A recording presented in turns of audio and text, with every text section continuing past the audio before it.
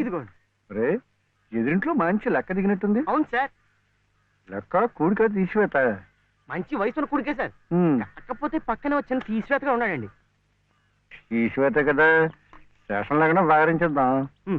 నువ్వు మాత్రం ఈ విషయంలో ఎవరు హెచ్చరిక చేయకుండా జాగ్రత్త పడు. అలాగే. నువ్వు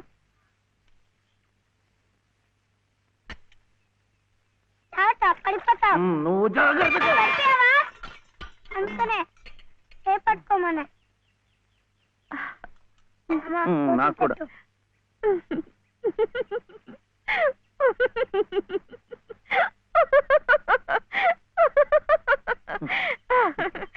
ఏమిటిది? ఈ అవతారాలు ఏమిటి, ఈ చీరలు ఏమిటి, ఈ డామాలేమిటి? పట్టు పంచ లేదు కదా, అందుకని ఇది కట్టుకున్నాను. ఇవాళ ముక్కోటి ఏకాదశి, నువ్వు కూడా నామాలు పెట్టుకో, గుడికి వెళ్దాం.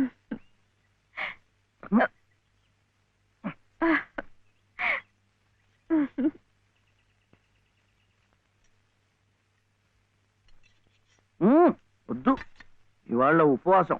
ఏమి తినకుండా ఉంటే ఎంత పుణ్యమో. ఇక ప్రతిరోజు ఏకాదశి, ఇంట్లో సరుకులన్నీ నిండుకున్నాయి.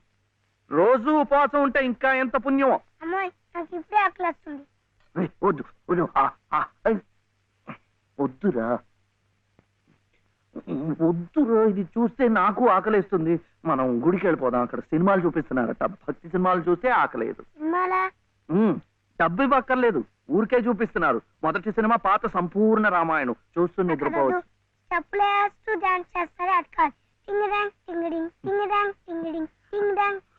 వద్దు, పండగ రోజున అలాంటి సినిమాలు చూస్తే గళ్ళిపోతాయట. హరే రామ హరే కృష్ణ చెప్పిస్తూ ఉందాం అంతే. జపాలు చేస్తూ సినిమాలు చూస్తే ఆకలి తీరదండి. 2 పూట్లు గడిచే మార్గం చూడండి. ఏముంది, సరుకులు తెచ్చుకుంటాం, వండుకుంటాం. అదే, ఎలా తెచ్చుకుంటాం? డబ్బులు ఇస్తాం, తెచ్చుకుంటాం. డబ్బు ఎక్కడి నుంచి వస్తుంది? ఉద్యోగం చేస్తే వస్తుంది. ఉద్యోగం ఎవరు చేయాలి? నువ్వే. వీడేమో చిన్నవాడు, నాకేమో చదువు లేదు.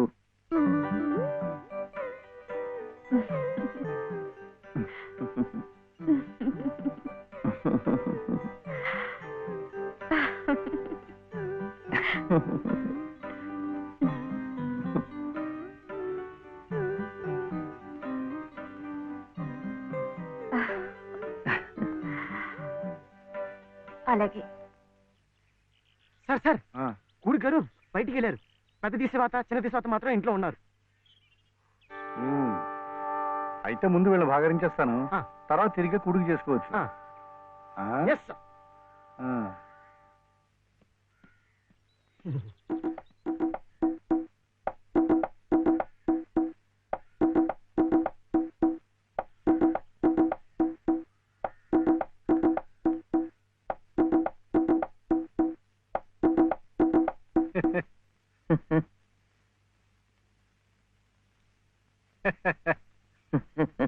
ఆహా, పెదవులు మీ చిరునవ్వు, పేరు శివుడు, పెట్టినవి పంగనామాలు. శివాయ విష్ణురూపాయ శివరూపాయ విష్ణవే.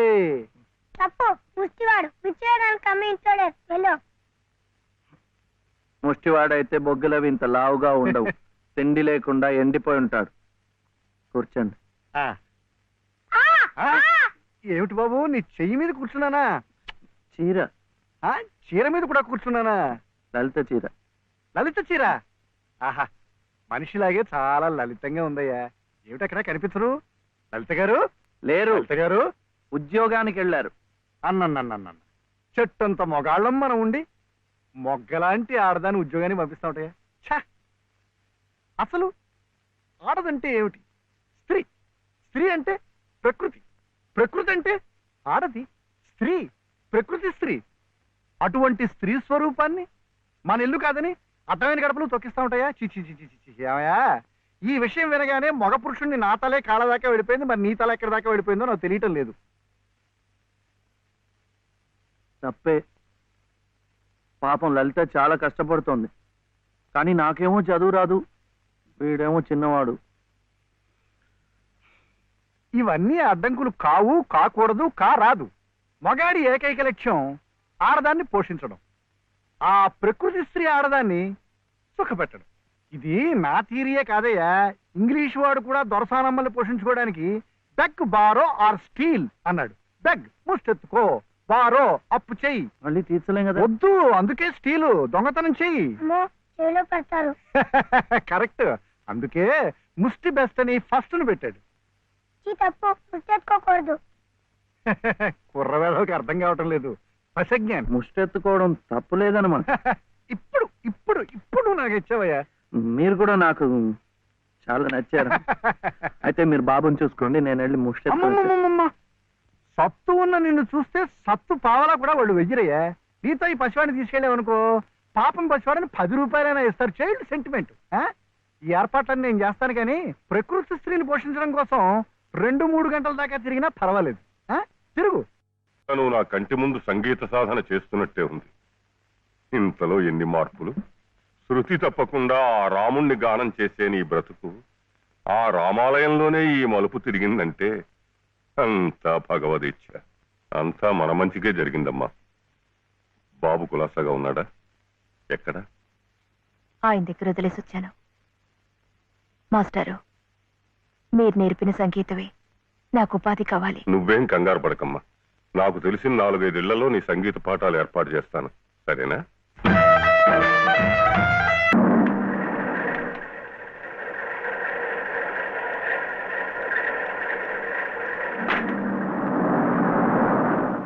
ధర్మం శరణం గచ్ఛామి, దానం శరణం గచ్ఛామి, ధర్మం శరణం గచ్ఛామి, దానం శరణం గచ్ఛామి.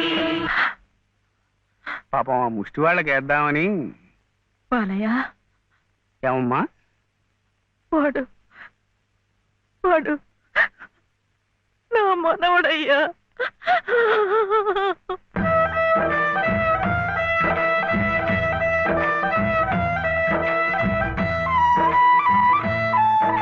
మావా, శివయ్య. శివయ్య, శివయ్య, ఏమిటిది? ఈ అడుక్కోవడం ఏమిటి? ఈ వేషం ఏమిటి? అరే, అయ్యో పాపం.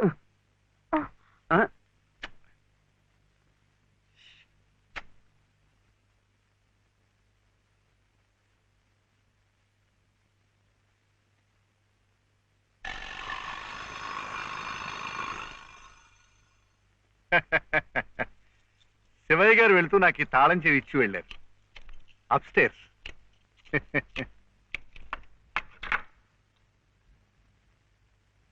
ఏమిటో ఆల్చిప్పలా అలసిపోయినట్టున్నారు పాపం. Coffee, tea? థ్యాంక్స్. షూర్. మంచిది.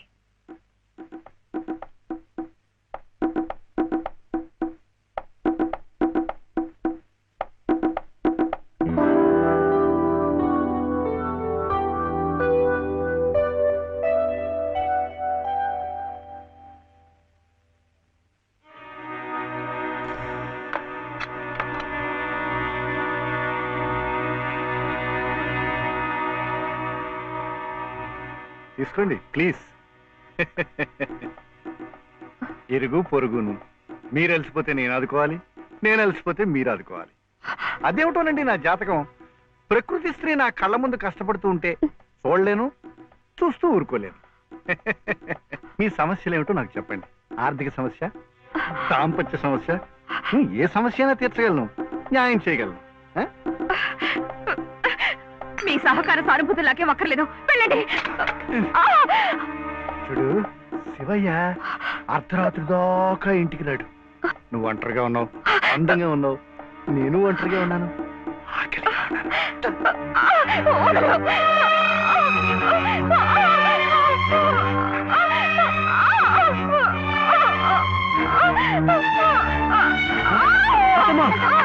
ఏమైందమ్మా? ఇప్పుడు తలపిస్తుంది.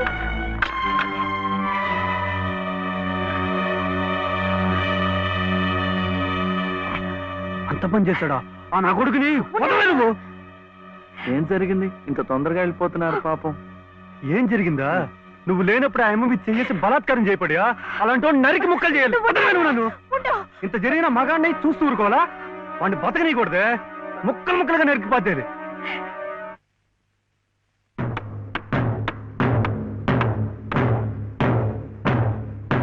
ఎలా శివయ్య?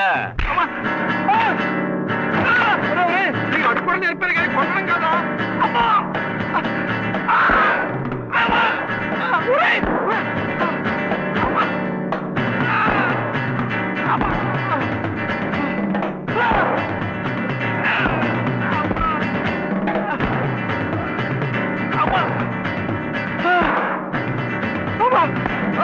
కొట్టకండి సార్ సార్ కొట్టకండి సార్ బాబాయ్ నన్ను చంపించాడు శివయ్య శివయ్య శివయ్య చెప్పండి మీరు చెప్పండి శివయ్య శివయ్య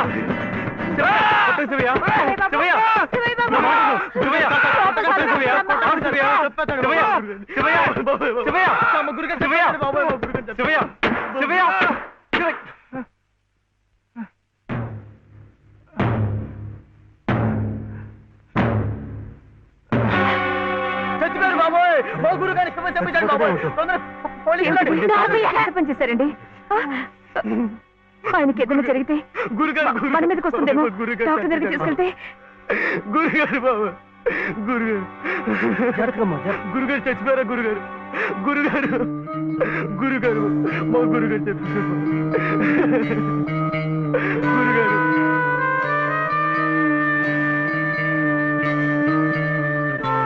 డాక్టర్ గారు డాక్టర్ గారు నమస్కారం అండి. నమస్తే. ఈయన మా ఎదురింటి మేడ పైన బా ఇక్కడ కాదయ్యా ఇక్కడ ఇక్కడ డాక్టర్ గారు కాస్త అర్జెంటుగా చూడాలి సార్. ఏం జరిగింది?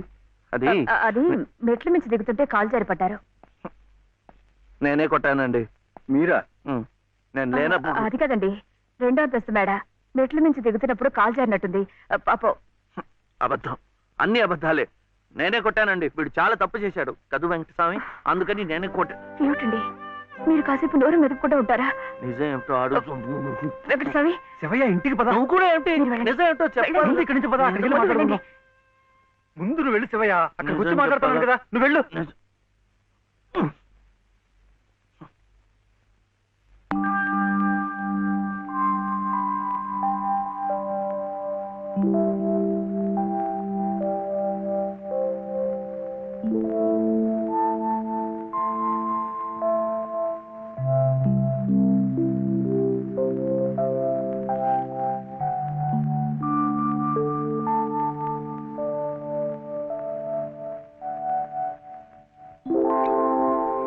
ఇక నుంచి నేను నిజం చెప్పాలా అబద్ధం చెప్పాలా?